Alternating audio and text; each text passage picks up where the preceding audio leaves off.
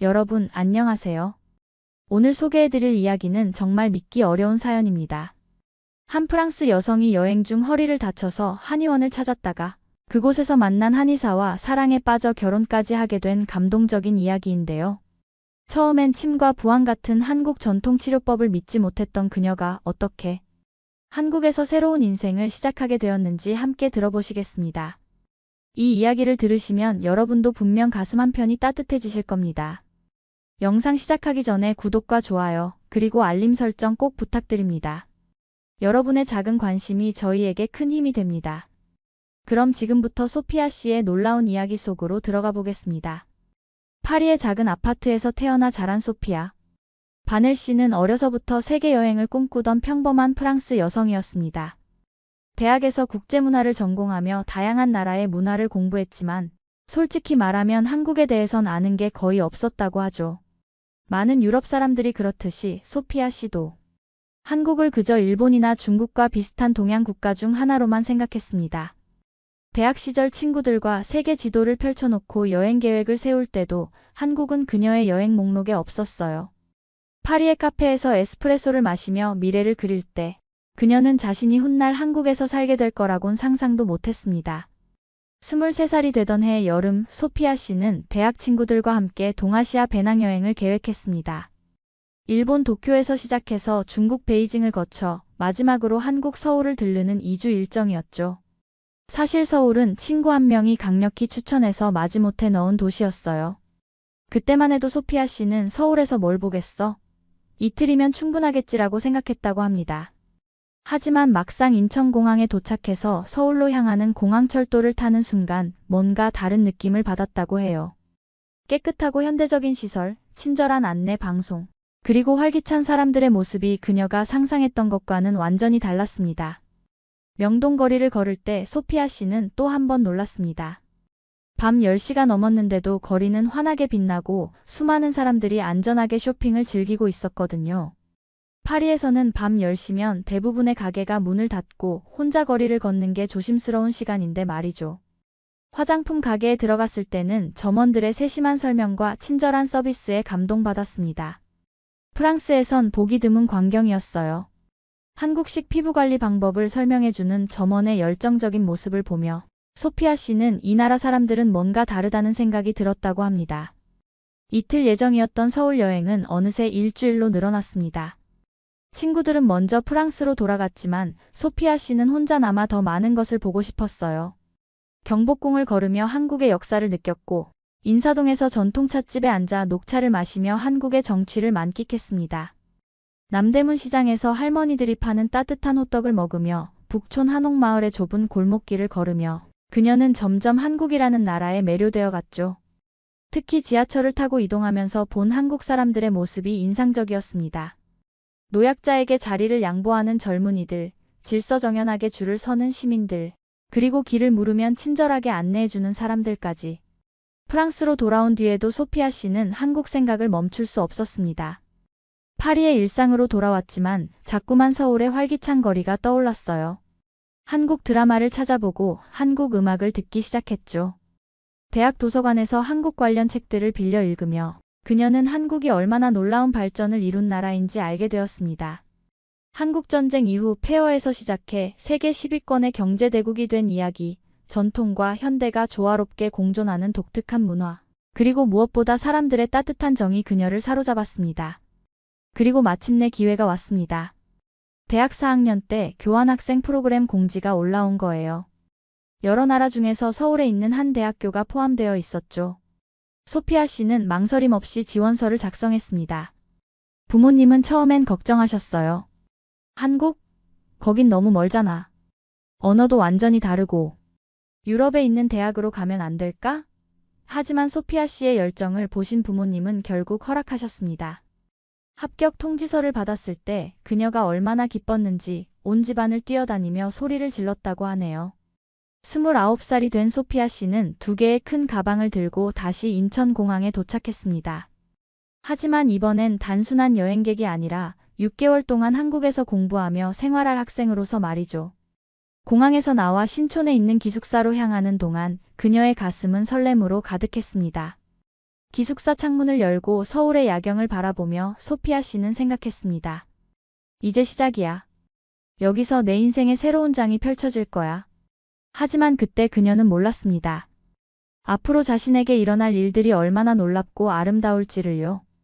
한국 생활이 시작되고 2달이 흘렀습니다. 소피아 씨는 한국어 수업을 열심히 듣고 한국 친구들과 어울리며 점점 한국 생활에 적응해 갔어요. 주말마다 서울 곳곳을 탐험하는 게 그녀의 즐거움이었습니다. 어느 토요일 아침 기숙사 룸메이트인 지혜 씨가 함께 등산을 가자고 제안했어요. 북한산 가볼래? 서울에서 가장 유명한 산이야. 정상에 오르면 서울 전체가 보여. 소피아 씨는 흔쾌히 동의했죠. 프랑스에도 산은 많지만 한국 사람들처럼 등산을 즐기는 문화는 없었거든요. 등산복을 갖춰 입고 산에 오르는 한국의 등산 문화가 신기하고 재미있어 보였습니다. 북한산 입구에 도착하니 이미 많은 사람들이 등산을 시작하고 있었습니다. 70대로 보이는 할아버지 할머니들도 가벼운 발걸음으로 산을 오르는 모습에 소피아 씨는 놀랐어요. 프랑스 노인들은 이렇게 활동적이지 않은데 라고 생각하며 등산로를 오르기 시작했습니다. 처음엔 가벼운 마음으로 시작했지만 점점 경사가 가파라지면서 숨이 차기 시작했죠. 하지만 중간중간 만나는 사람들의 격려가 힘이 되었습니다. 파이팅! 조금만 더 가면 쉼터 나와요. 낯선 사람들이 건네는 따뜻한 응원에 소피아 씨는 미소를 지으며 계속 올라갔습니다. 2시간쯤 올랐을까요? 거의 정상에 가까워졌을 때였습니다. 바위가 많은 구간을 지나가던 중 소피아 씨는 발을 헛디뎠어요. 순간 균형을 잃고 옆으로 넘어지면서 허리를 바위에 부딪혔습니다. 너무 갑작스러운 일이라 비명도 제대로 지르지 못했죠. 지혜 씨가 급히 달려왔고 주변에 있던 다른 등산객들도 모여들었습니다. 괜찮아요? 어디 다쳤어요?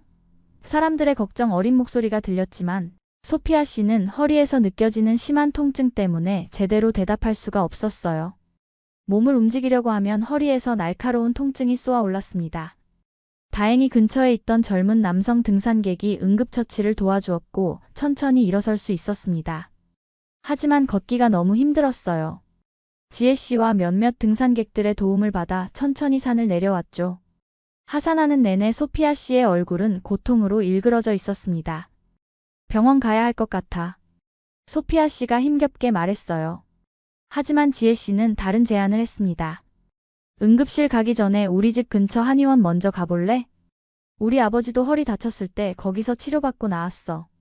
서양 병원보다 훨씬 빨리 나을 수 있어. 소피아 씨는 당황했습니다. 한의원이라니요? 그녀는 침과 한약에 대해 들어본 적은 있었지만 실제로 경험해 본 적은 없었어요. 프랑스에서는 동양의학을 믿지 않는 사람들이 많거든요. 침을 맞는다고 허리가 나아? 그게 과학적으로 증명된 거야? 속으로 의심이 들었지만 통증이 너무 심했습니다. 조금이라도 나아질 수 있다면 뭐든 해보고 싶었죠. 그래, 한번 가보자. 결국 소피아 씨는 지혜 씨의 제안을 받아들였습니다. 택시를 타고 신촌에 있는 작은 한의원으로 향했어요. 한의원 문을 열고 들어서자마자 독특한 향이 코를 찔렀습니다. 약초 냄새였죠. 벽면에는 한자로 쓰인 약재 이름들이 빼곡히 적혀 있었고 한쪽에는 작은 서랍장들이 가득했습니다. 대기실에는 중년 여성 몇 분과 노인 한 분이 앉아 계셨어요. 프랑스 병원과는 완전히 다른 분위기였습니다. 소피아 씨는 불안한 마음으로 의자에 앉았죠. 정말 이런 곳에서 치료를 받아도 괜찮을까? 하지만 이미 왔으니 일단 진료를 받아보기로 했습니다. 잠시 후 소피아 바넬님하고 이름을 부르는 소리가 들렸습니다. 지혜 씨의 부축을 받아 진료실로 들어갔어요. 진료실 안은 생각보다 깨끗하고 현대적이었습니다. 그리고 그곳에서 소피아 씨는 한 남자를 만났습니다. 30대 초반으로 보이는 젊은 한의사였죠. 하얀 가운을 입고 차분한 표정으로 서 있던 그는 부드러운 목소리로 말했습니다. 안녕하세요. 정민수입니다. 어디가 불편하세요? 그의 침착하고 진지한 태도에 소피아 씨는 조금 안심이 되었습니다. 등산하다가 넘어져서 허리를 다쳤어요. 너무 아파서. 영어로 설명하자 정민수 한의사는 유창한 영어로 답했습니다. 걱정하지 마세요. 제가 잘 살펴보겠습니다. 정민수 한의사는 먼저 소피아 씨의 허리 상태를 꼼꼼히 진찰했습니다. 손으로 여러 부위를 눌러보며 통증의 정도를 확인했죠. 여기 누르면 아프시죠? 이쪽은요? 그의 손길은 신중하고 조심스러웠습니다. 진찰을 마친 후 그는 설명했어요. 다행히 뼈에는 문제가 없어 보입니다. 하지만 허리 근육과 인대가 손상되었네요. 침치료와 부항치료를 병행하면 빠르게 회복될 겁니다.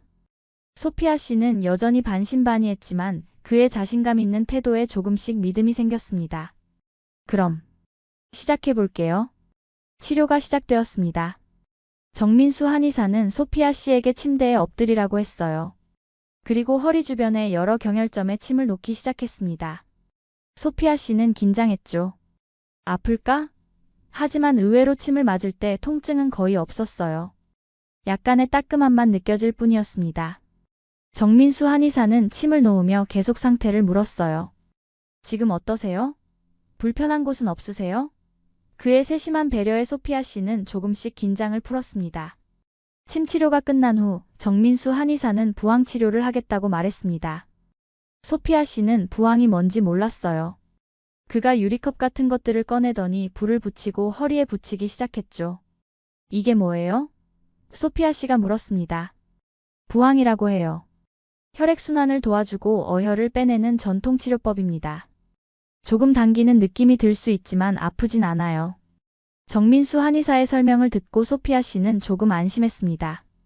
유리컵들이 피부에 달라붙자 정말로 당기는 느낌이 들었지만 생각보다 불편하진 않았어요. 오히려 따뜻하고 시원한 느낌마저 들었습니다. 약 15분 정도 부항을 붙이고 있었을까요? 정민수 한의사가 조심스럽게 부항을 떼어냈습니다. 소피아 씨가 거울로 자신의 허리를 보니 둥근 자국들이 남아 있었어요. 빨갛고 보라색이 섞인 자국이었죠. 이게 정상인가요? 걱정스러운 목소리로 물었습니다. 네, 걱정하지 마세요. 며칠 지나면 자연스럽게 사라집니다. 이 자국이 바로 어혈이 빠진 흔적이에요. 혈액순환이 잘 안 되던 부분이죠. 정민수 한의사는 친절하게 설명해 주었습니다. 그의 차분한 설명을 듣고 나니 소피아 씨도 덜 걱정되었어요.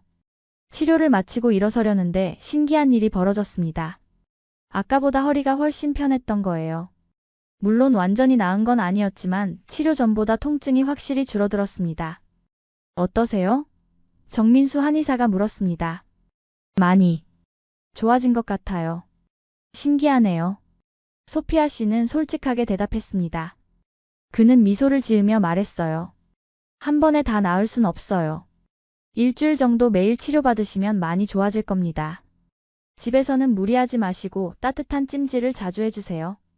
그는 집에서 할 수 있는 관리 방법도 꼼꼼히 알려주었습니다. 진료실을 나서기 전 정민수 한의사는 소피아 씨에게 따뜻한 차 한 잔을 건넸어요. 대추차예요. 몸을 따뜻하게 해주고 회복에도 도움이 됩니다. 소피아 씨는 감사하다고 말하며 차를 받았습니다. 달콤하면서도 은은한 향이 났어요. 한 모금 마시니 몸속까지 따뜻해지는 느낌이었죠. 맛있네요. 소피아 씨가 말하자 정민수 한의사는 조용히 미소 지었습니다. 다음 치료 때 또 드릴게요. 내일 같은 시간에 오실 수 있으세요? 네, 올게요. 정말 감사합니다. 소피아 씨는 진심으로 감사 인사를 했습니다. 그날부터 소피아 씨는 매일 한의원을 찾았습니다. 처음 며칠은 지혜 씨가 함께 가주었지만 곧 혼자서도 갈 수 있게 되었어요.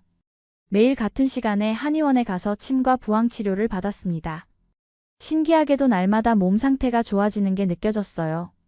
넷째 날쯤부터는 걸을 때 거의 불편함이 없어졌고 일주일이 지나자 허리 통증은 거의 사라졌습니다.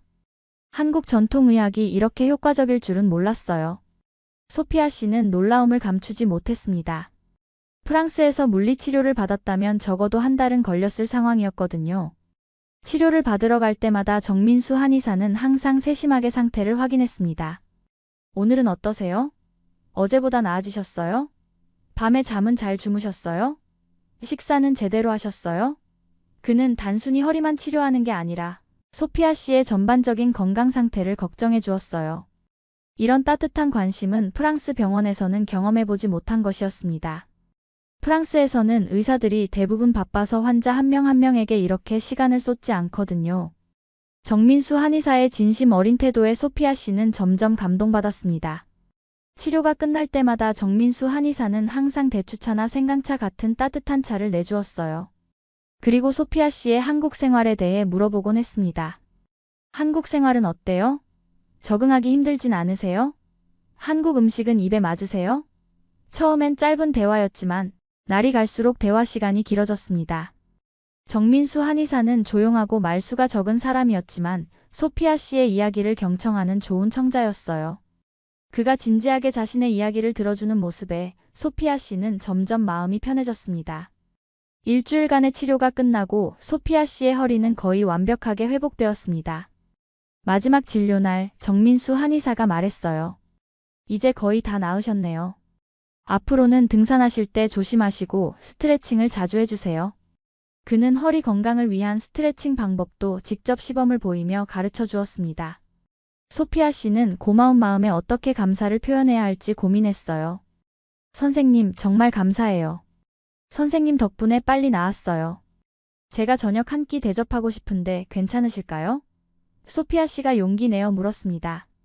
정민수 한의사는 잠시 망설이는 듯 했습니다. 하지만 곧 조용한 미소를 지으며 대답했어요. 네, 좋습니다. 하지만 제가 맛있는 한식당을 소개해 드릴게요. 프랑스 음식보다 한국 음식이 몸에 더 좋을 것 같아서요. 그의 배려심 깊은 대답에 소피아 씨는 웃음이 났습니다.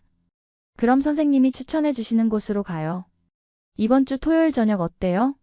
좋습니다. 토요일에 뵙겠습니다. 이렇게 두 사람은 진료실 밖에서 만나기로 약속했습니다. 그때 소피아 씨는 이 만남이 자신의 인생을 완전히 바꿀 거라곤 생각하지 못했죠. 토요일 저녁 소피아 씨는 신촌 근처의 작은 한정식집에서 정민수 씨를 만났습니다. 한의원에서 만날 때와 달리 편한 옷을 입은 그는 더 편안하고 친근해 보였어요. 여기는 제가 자주 오는 곳이에요. 사장님이 음식을 정말 잘하세요. 그가 식당을 소개하며 말했습니다. 테이블에는 여러 가지 반찬들이 차려졌고 곧 따뜻한 된장찌개와 생선구이가 나왔어요. 소피아 씨는 젓가락 사용이 아직 서툴렀지만 정민수 씨가 친절하게 사용법을 알려주었습니다. 이렇게 잡으시면 돼요. 처음엔 누구나 어려워해요. 식사를 하면서 두 사람은 자연스럽게 대화를 나누었습니다. 정민수 씨는 자신이 어떻게 한의사가 되었는지 이야기해 주었어요. 사실 처음엔 서양의학을 공부하려고 했어요. 하지만 할아버지께서 한의사셨거든요. 어려서부터 할아버지가 환자들을 치료하시는 걸 보면서 자랐죠. 치만대로 사람들의 고통을 덜어주시는 모습이 너무 멋있어 보였어요. 그의 눈빛에는 자부심이 담겨 있었습니다.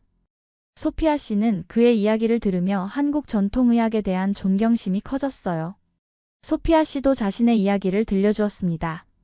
파리에서의 생활, 왜 한국에 오게 되었는지, 한국에서 경험한 놀라운 일들에 대해 이야기했어요. 처음 한국에 왔을 때는 모든 게 낯설었어요. 하지만 사람들이 너무 친절해서 금방 적응할 수 있었죠. 특히 선생님처럼 진심으로 도와주시는 분들을 만나면서 한국이 정말 좋은 나라라는 걸 느꼈어요. 소피아 씨의 솔직한 말에 정민수 씨는 부끄러운 듯 웃었습니다. 제가 한 건 당연한 일이었어요. 의사라면 누구나 최선을 다해 환자를 치료해야죠. 식사가 끝나고 두 사람은 근처 카페로 자리를 옮겼습니다. 조용한 분위기의 카페에서 따뜻한 커피를 마시며 더 깊은 대화를 나누었어요. 정민수 씨는 한국 문화에 대해 설명해 주었고 소피아 씨는 프랑스 문화를 소개했습니다. 서로의 나라에 대한 이야기를 나누면서 두 사람은 많은 공통점을 발견했죠. 둘 다 예술을 사랑했고 음악을 좋아했으며 사람들을 돕는 일에 보람을 느꼈습니다. 시간이 어떻게 흘러가는지 몰랐어요. 밤 10시가 넘어서야 소피아 씨는 시계를 보고 놀랐습니다. 벌써 이렇게 늦었네요. 그날 이후로 두 사람은 자주 만나게 되었습니다. 매주 토요일이면 정민수 씨는 소피아 씨에게 서울의 다양한 곳을 소개해 주었어요. 남산타워에 올라가 서울 야경을 보았고 광장시장에서 빈대떡과 육회를 먹었으며 청계천을 따라 걸으며 이야기를 나누었습니다. 정민수 씨는 소피아 씨에게 한국의 역사와 문화를 설명해주는 훌륭한 가이드였어요. 저 건물이 동대문이에요. 조선시대부터 있던 문인데 지금은 현대적인 건물들과 조화를 이루고 있죠. 그의 설명을 들으며 소피아 씨는 한국에 대해 더 많이 알아갔습니다. 소피아 씨도 정민수 씨에게 프랑스 문화를 알려주었어요. 프랑스 영화를 함께 보고 프랑스 요리를 만들어 대접하기도 했습니다.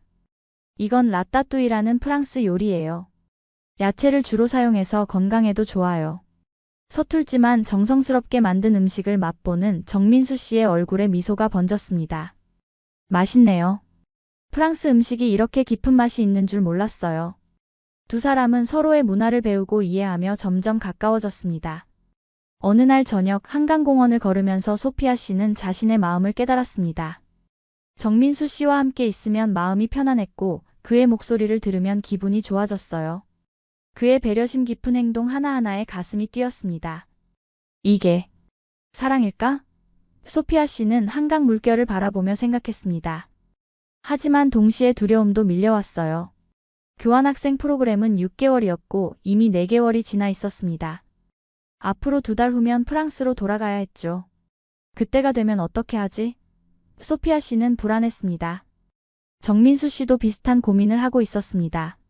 소피아 씨와 함께하는 시간이 너무 소중했고 그녀가 없는 삶을 상상할 수 없었어요. 하지만 그는 자신의 감정을 쉽게 표현하지 못하는 성격이었습니다.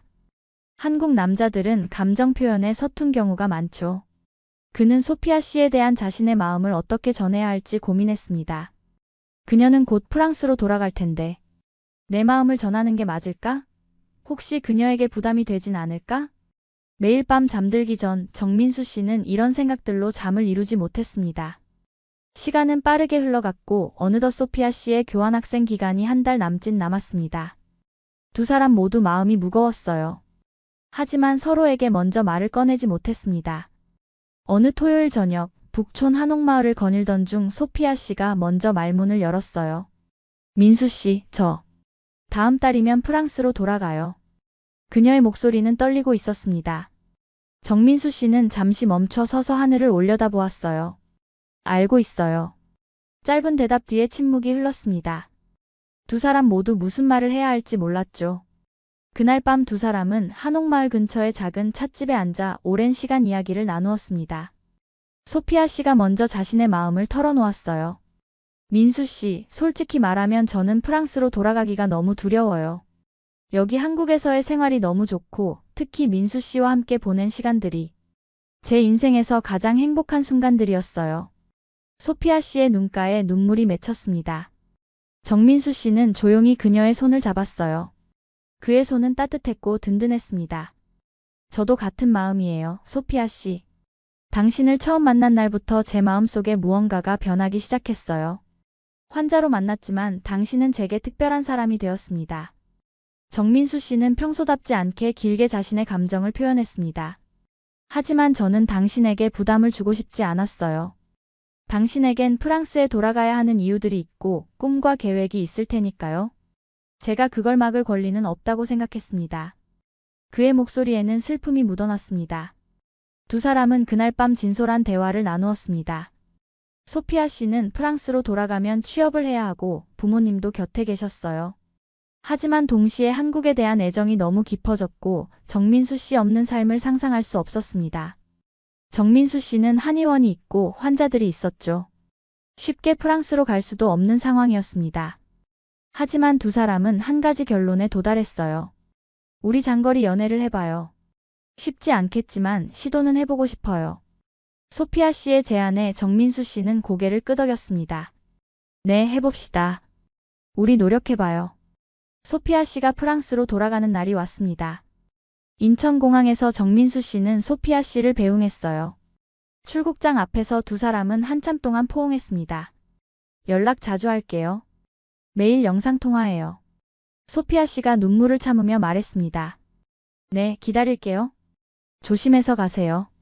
정민수 씨도 목이 메는 걸 느꼈어요. 소피아 씨가 출국장 안으로 사라질 때까지 정민수 씨는 그 자리에 서서 손을 흔들었습니다. 파리로 돌아온 소피아 씨는 부모님과 함께 생활하며 취업 준비를 시작했습니다. 하지만 매일 밤 정민수 씨와 영상통화를 하는 게 그녀의 일과였어요.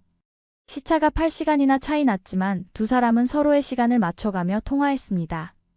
파리는 아침이고 서울은 저녁일 때 혹은 파리는 밤이고 서울은 새벽일 때 두 사람은 화면 너머로 서로의 얼굴을 보며 하루를 나누었습니다.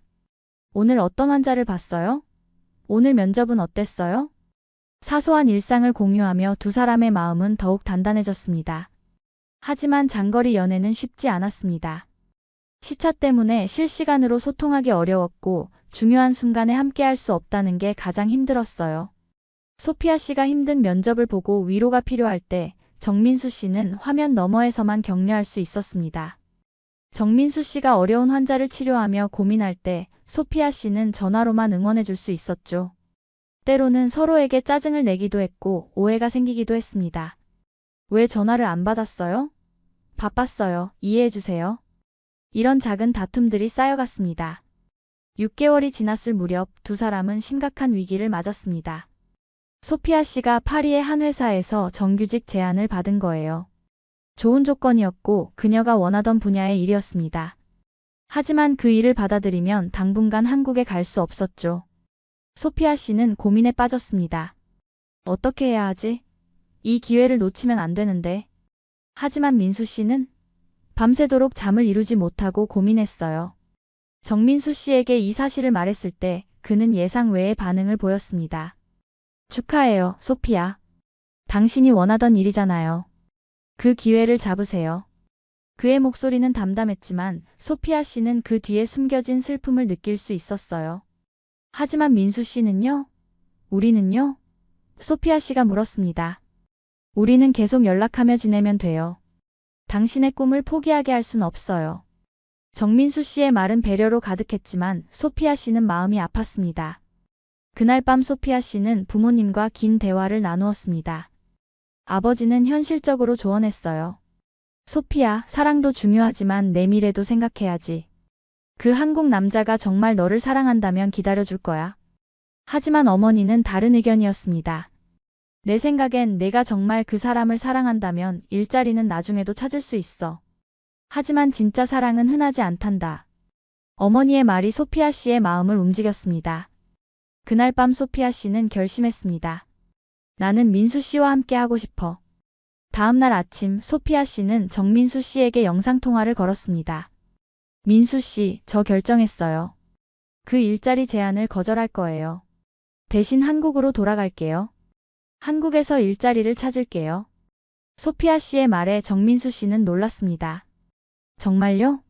하지만 그건 제 마음은 이미 정해졌어요. 저는 당신 곁에 있고 싶어요. 소피아 씨의 단호한 목소리에 정민수 씨의 눈에 눈물이 맺혔습니다. 고마워요, 소피아. 제가 당신을 실망시키지 않을게요.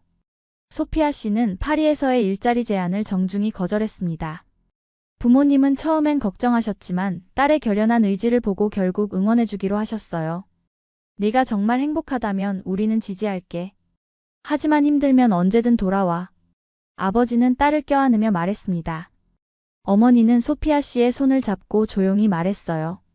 그 남자한테 잘 부탁한다고 전해줘. 우리 딸 울리면 가만 안 둔다고.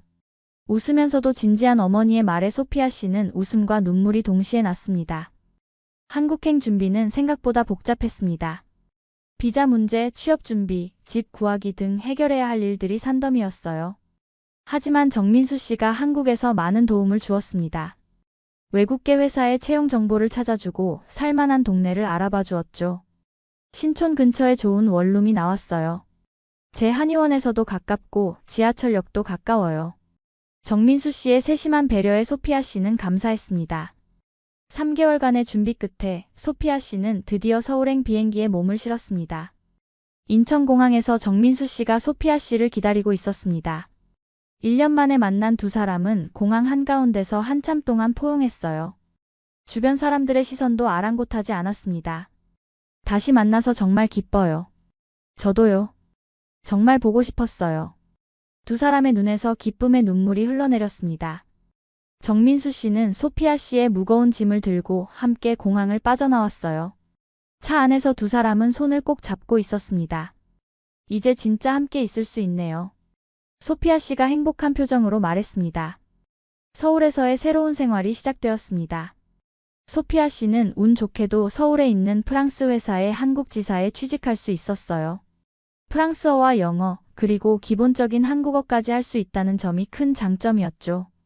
일은 바빴지만 보람 있었고 무엇보다 정민수 씨와 자주 만날 수 있다는 게 가장 좋았습니다.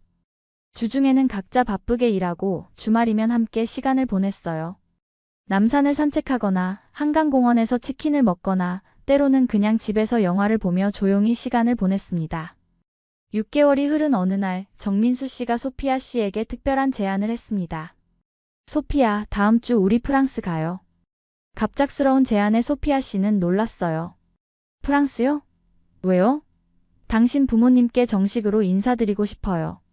정민수 씨의 진지한 표정에 소피아 씨는 가슴이 두근거렸습니다. 그의 의도를 알 수 있었거든요. 정말요? 부모님께 인사를? 네, 이제 진지하게 우리 미래를 이야기할 때가 된 것 같아요. 정민수 씨의 말에 소피아 씨는 눈물이 났습니다. 기쁨의 눈물이었죠. 일주일 후 두 사람은 파리에 도착했습니다. 소피아 씨의 부모님은 공항에 마중 나오셨어요. 정민수 씨를 처음 본 아버지는 그를 한참 바라보더니 손을 내밀었습니다. 환영합니다. 소피아한테 많이 들었어요.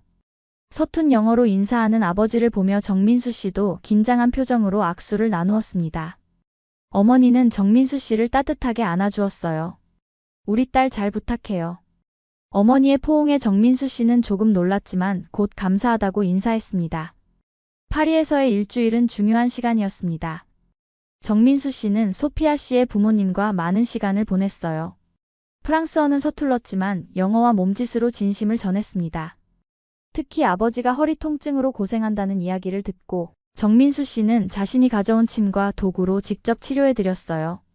신기하네. 정말 효과가 있어. 아버지는 놀라워하며 정민수 씨를 인정하기 시작했습니다. 어머니는 정민수 씨의 세심한 배려와 예의 바른 태도에 감동받았죠.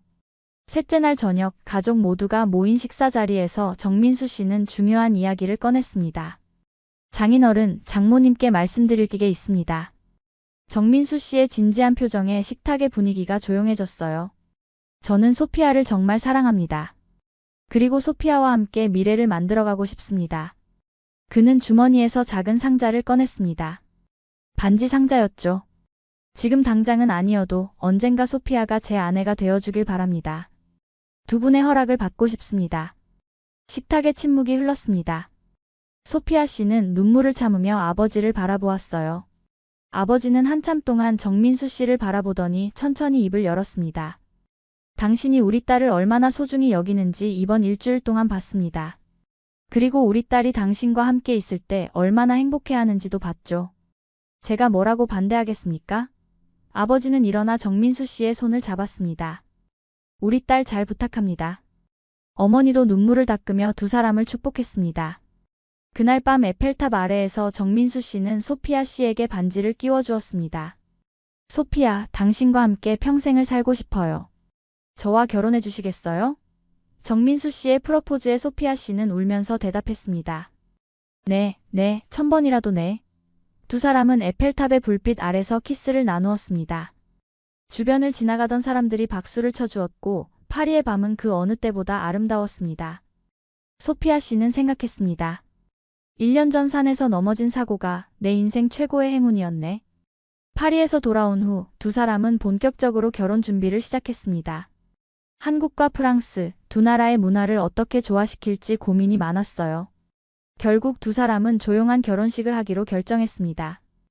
양가 가족만 초대해서 서울의 작은 예식장에서 식을 올리기로 했죠. 소피아 씨의 부모님이 한국을 방문하시기로 하셨고 정민수 씨의 가족들도 기대에 부풀어 있었습니다. 준비 과정은 바빴지만 두 사람에겐 행복한 시간이었어요. 결혼식 한 달 전 소피아 씨는 정민수 씨의 부모님을 처음 만났습니다. 경기도에 사시는 정민수 씨의 부모님은 따뜻하게 소피아 씨를 맞아주셨어요. 어서 오세요, 며느리. 민수한테 많이 들었어요. 정민수 씨의 어머니는 소피아 씨의 손을 꼭 잡으며 반갑게 인사하셨습니다. 아버지도 조용히 미소 지으며 고개를 끄덕이셨죠. 식사 자리에서 어머니가 직접 만든 한식이 상에 가득 차려졌습니다. 갈비찜, 잡채, 김치찌개, 그리고 여러 가지 반찬들까지. 이 음식들 다 드실 수 있어요? 어머니가 걱정스럽게 물으셨습니다. 네, 어머니. 저 한국 음식 정말 좋아해요. 김치도 잘 먹어요. 소피아 씨가 유창한 한국어로 대답하자 어머니는 놀라워하셨어요. 어머, 한국말 정말 잘하네. 우리 민수가 잘 가르쳤나 봐. 식사 내내 화기애애한 분위기가 이어졌습니다. 정민수 씨의 어머니는 소피아 씨에게 한국의 전통 예절과 시댁 식구들에 대해 친절하게 설명해 주셨어요. 어렵거나 부담스러운 이야기는 하나도 없었습니다. 오히려 우리는 편하게 지내면 돼요. 너무 격식 차리지 마세요 라고 말씀하셨죠. 결혼식 날이 다가왔습니다. 소피아 씨의 부모님이 한국에 도착하셨고 양가 가족들이 처음으로 한자리에 모였어요. 언어는 달랐지만 통역을 통해 서로 소통했습니다. 두 집안 부모님들은 자녀들의 행복을 바라는 마음이 같아서인지 금방 친해지셨죠. 결혼식 전날 밤 리허설 디너 자리에서 소피아 씨의 아버지가 건배 제의를 했습니다. 두 젊은이의 사랑과 행복을 위해 정민수 씨의 아버지도 잔을 들며 화답하셨습니다. 건강하고 행복하게 오래오래 살아요. 결혼식 당일 소피아 씨는 하얀 웨딩드레스를 입고 아름답게 빛났습니다. 정민수 씨는 턱시도를 입고 긴장한 표정으로 예식장에 서 있었어요. 바이올린 연주가 시작되고 소피아 씨가 아버지의 팔을 잡고 입장했을 때 정민수 씨의 눈에 눈물이 맺혔습니다. 정말 아름답다. 그는 속으로 감탄했습니다. 소피아 씨도 정민수 씨를 보며 미소 지었어요. 드디어 이 순간이 왔다는 게 믿기지 않았습니다. 주례 없이 진행된 결혼식은 간소하지만 감동적이었습니다. 두 사람은 서로에게 직접 쓴 서약서를 읽었어요. 정민수 씨가 먼저 읽기 시작했습니다. 소피아, 당신을 만난 건 제 인생 최고의 행운입니다. 허리를 다쳐 한의원에 왔던 그날, 당신은 환자였지만 저에게 특별한 사람이 되었습니다. 앞으로 평생 당신의 아픔을 치료하고 당신의 기쁨을 함께 나누고 당신의 꿈을 응원하는 남편이 되겠습니다. 그의 목소리는 떨렸지만 진심이 가득했습니다. 소피아 씨도 서약서를 읽었습니다.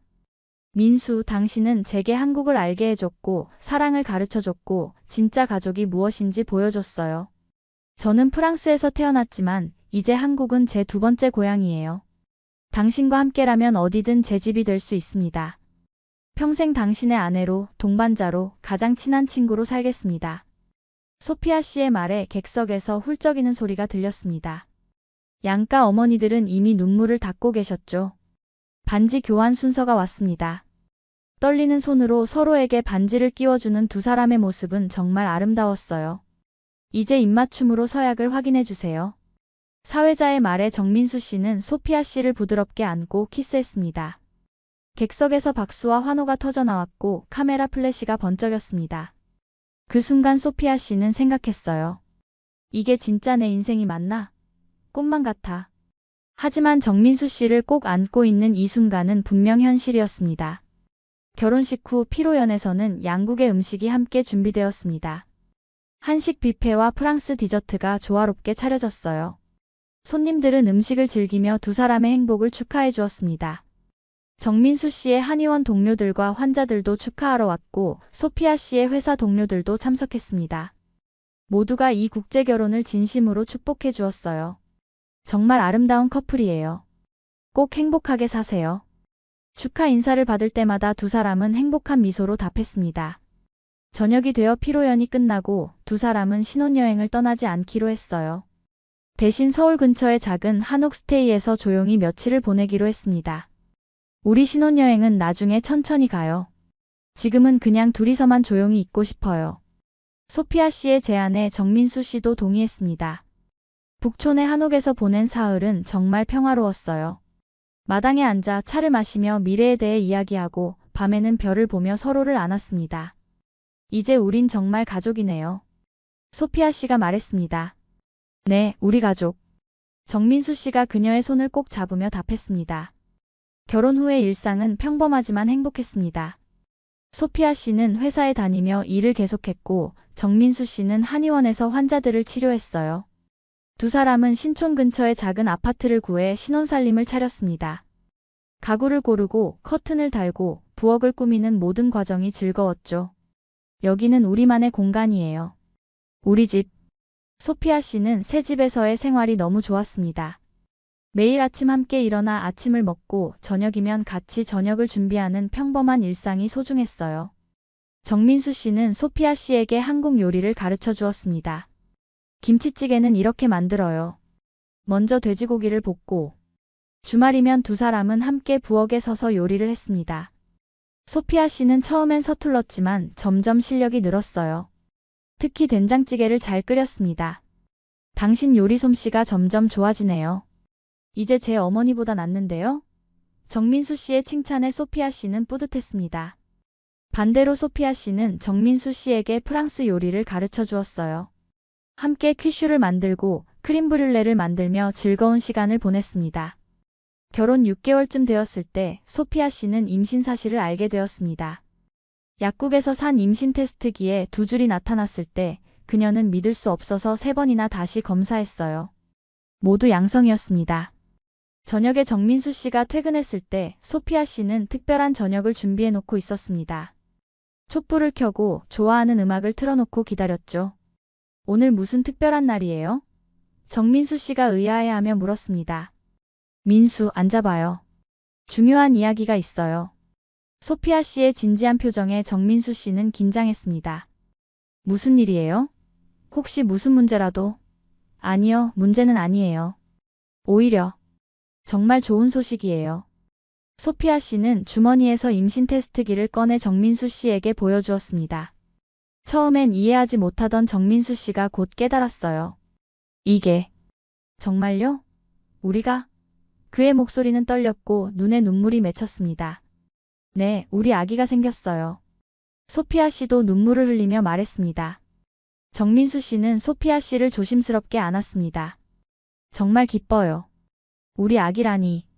믿기지 않아요. 두 사람은 한참 동안 서로를 안고 울었습니다. 기쁨의 눈물이었죠.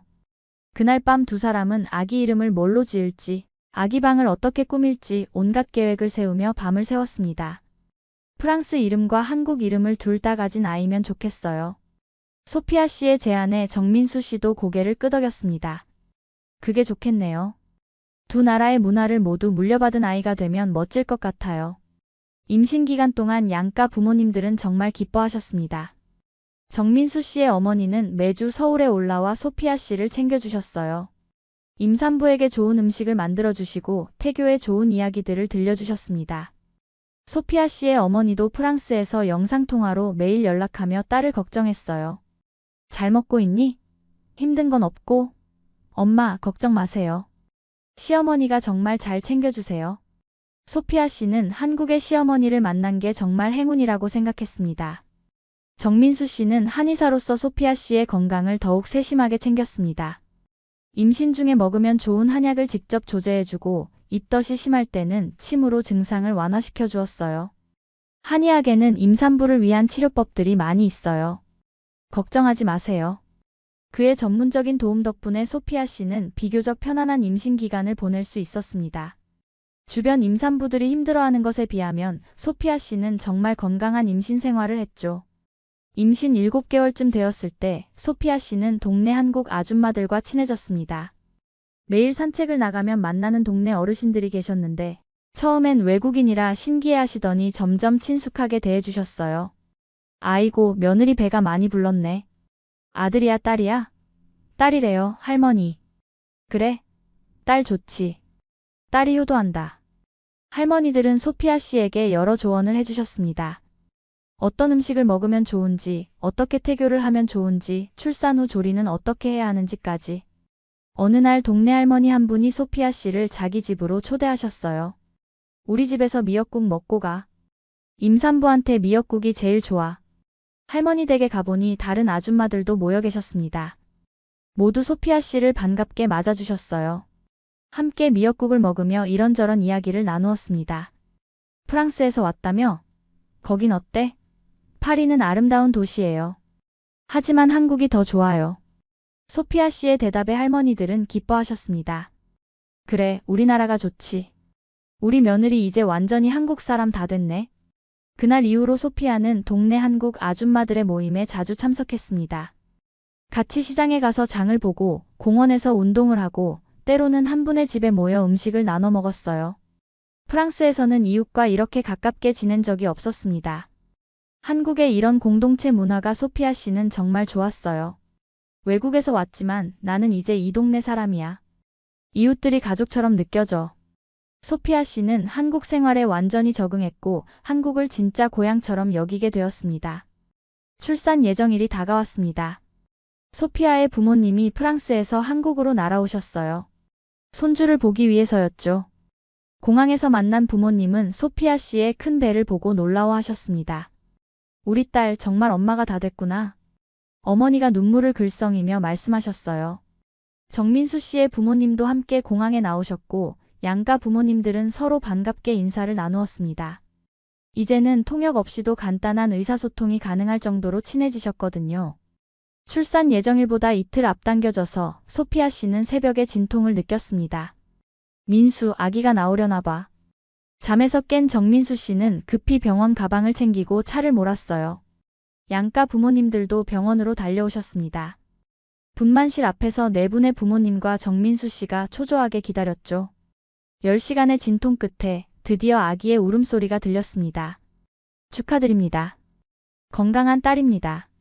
간호사의 말에 모두 환호했어요. 정민수 씨가 처음으로 분만실에 들어가 소피아 씨와 아기를 만났습니다. 땀에 젖은 소피아 씨는 지쳐 보였지만 얼굴엔 행복한 미소가 가득했어요. 간호사가 조심스럽게 아기를 정민수 씨에게 안겨주었습니다. 너무 작고 가벼워. 정민수 씨는 떨리는 손으로 아기를 안았습니다. 아기는 작은 주먹을 쥐고 눈을 감고 있었어요. 세상에서 가장 소중한 생명이었습니다. 정말 예쁘죠? 소피아 씨가 물었습니다. 예쁘다는 말로는 부족해요. 기적 같아요. 정민수 씨의 눈에서 눈물이 떨어졌습니다. 회복실로 옮긴 후 양가 부모님들이 손주를 만났습니다. 두 할머니는 아기를 보자마자 눈물을 흘리셨어요. 아이고 우리 손주. 너무 예쁘다. 소 뷰터펄.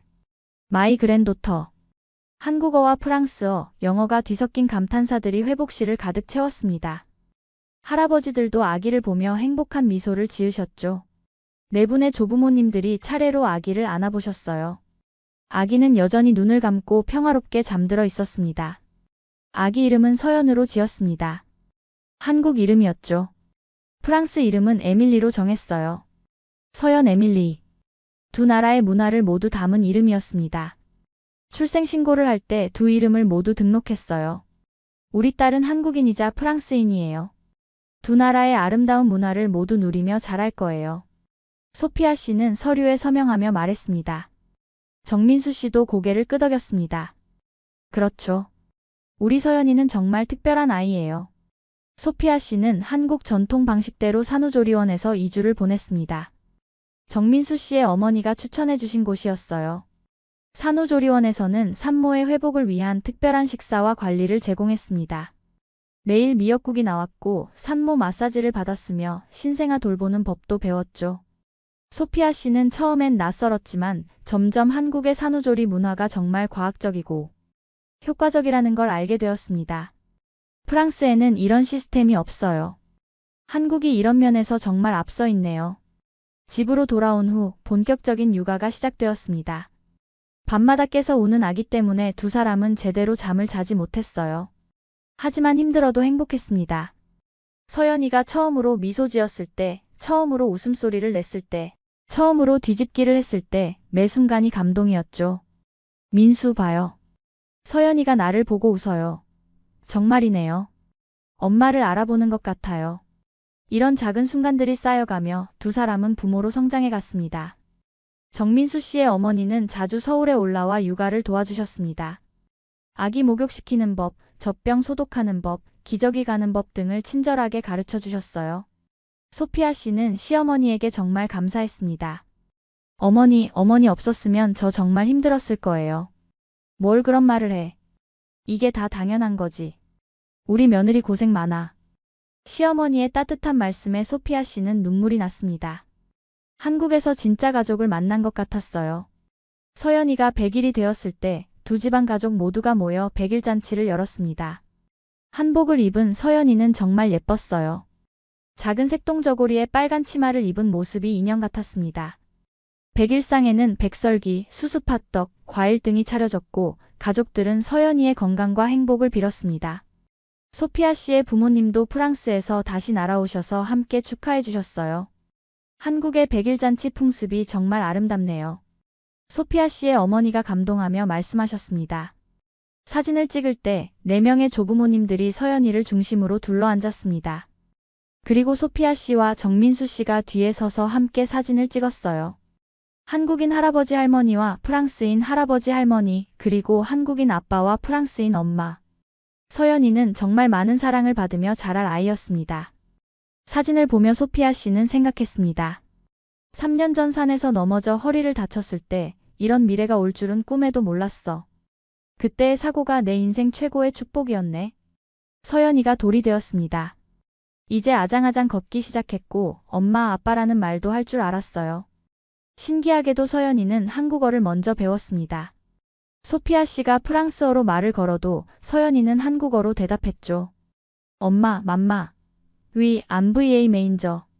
소피아 씨가 프랑스어로 대답하면 서연이는 고개를 갸웃거렸습니다. 정민수 씨는 웃으며 말했어요. 한국에서 살다 보니 한국어가 편한가 봐요. 나중에 크면 자연스럽게 프랑스어도 배울 거예요. 돌잔치도 성대하게 치렀습니다. 양가 가족은 물론이고 동네 아줌마들, 정민수 씨의 한의원 환자들, 소피아 씨의 회사 동료들까지 많은 사람들이 축하하러 왔어요. 돌잡이 시간이 되었을 때 테이블 위에는 실, 책, 연필, 마이크, 청진기, 돈 등이 놓여 있었습니다. 서연이는 한참 고민하더니 책을 집었어요. 학자가 되겠네. 사람들이 웃으며 박수를 쳤습니다. 소피아 씨는 딸을 안아 올리며 행복한 미소를 지었습니다. 돌잔치가 끝난 후 집으로 돌아와 조용한 시간을 보내는 세 식구. 소피아 씨는 소파에 앉아 서연이에게 책을 읽어주고 있었어요. 정민수 씨는 옆에서 그 모습을 바라보며 미소 지었습니다. 당신 정말 훌륭한 엄마예요. 민수 씨도 정말 좋은 아빠고요. 두 사람은 서로를 보며 웃었습니다. 서연이는 엄마 품에서 책을 보다가 스르르 잠들었죠. 소피아 씨는 지금의 삶이 너무 감사했습니다. 4년 전 산에서 넘어져 허리를 다쳤던 그날, 친구의 권유로 한의원을 찾았던 그 결정이 인생을 완전히 바꿔놓았어요.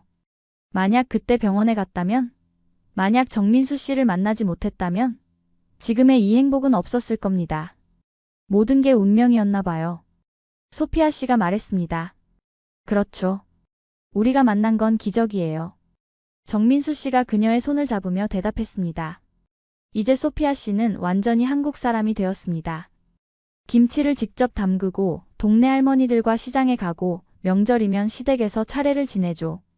한복을 입고 절을 하는 것도 이제 자연스럽습니다. 한국어도 거의 완벽하게 구사해요. 가끔 프랑스 억양이 섞이긴 하지만 그것조차도 매력적이라고 사람들은 말합니다. 회사 동료들은 소피아 씨를 외국인이 아닌 한국인처럼 대합니다. 동네 아줌마들도 우리 며느리라고 부르시죠. 소피아 씨의 부모님은 이제 1년에 2번씩 한국을 방문하십니다.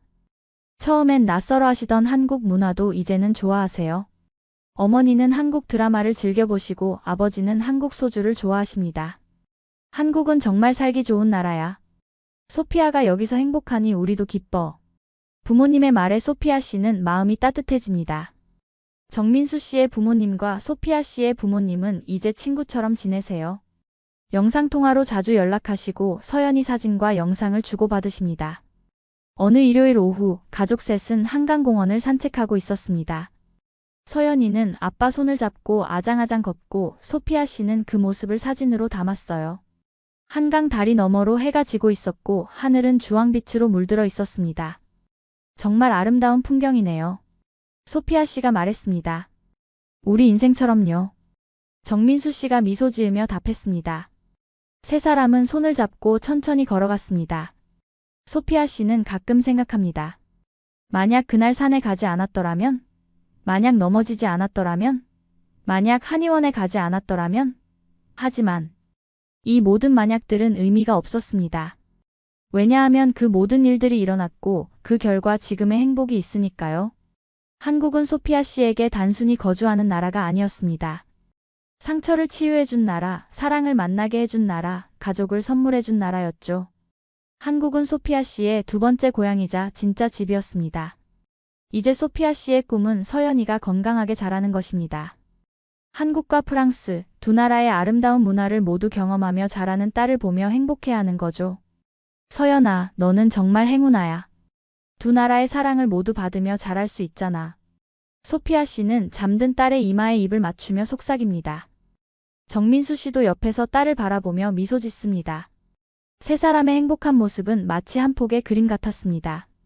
한국에서 소피아 씨가 배운 가장 큰 교훈은 진짜 행복은 예상치 못한 곳에서 온다는 것이었습니다. 계획하지 않았던 여행, 예상하지 못했던 사고, 낯설었던 치료법, 그 모든 것들이 모여 지금의 완벽한 삶을 만들었습니다. 한국의 전통의학이 그녀의 허리를 치료해 준 것처럼 한국의 따뜻한 정이 그녀의 마음을 치유해 주었어요. 그리고 정민수 씨의 사랑이 그녀의 인생을 완성시켜 주었습니다. 이 이야기가 여러분께도 희망을 주었으면 좋겠습니다. 때로는 인생의 예상치 못한 순간들이 가장 큰 축복이 될 수 있다는 것을요. 넘어지는 것이 두렵더라도 그 넘어짐이 새로운 시작이 될 수 있다는 것을요. 그리고 사랑과 용기만 있다면 어떤 문화적 차이도 극복할 수 있다는 것을요. 한국은 정말 따뜻한 나라입니다. 전통을 지키면서도 현대적이고 빠르게 변화하면서도 사람의 정을 잃지 않는 나라죠. 소피아 씨처럼 한국에서 새로운 인생을 시작한 많은 외국인들이 있습니다. 그들 모두에게 한국은 두 번째 고향이 되었어요. 이 영상이 감동적이었다면 구독과 좋아요, 알림 설정 부탁드립니다. 여러분의 응원이 저희에게 큰 힘이 됩니다. 댓글로 여러분의 생각도 나눠주세요. 다음 영상에서도 더 감동적인 이야기로 찾아뵙겠습니다. 시청해주셔서 감사합니다.